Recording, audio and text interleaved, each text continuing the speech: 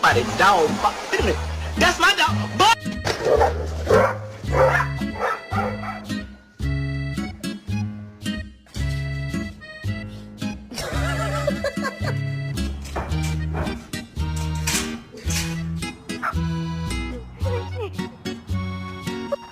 Chester, look at me.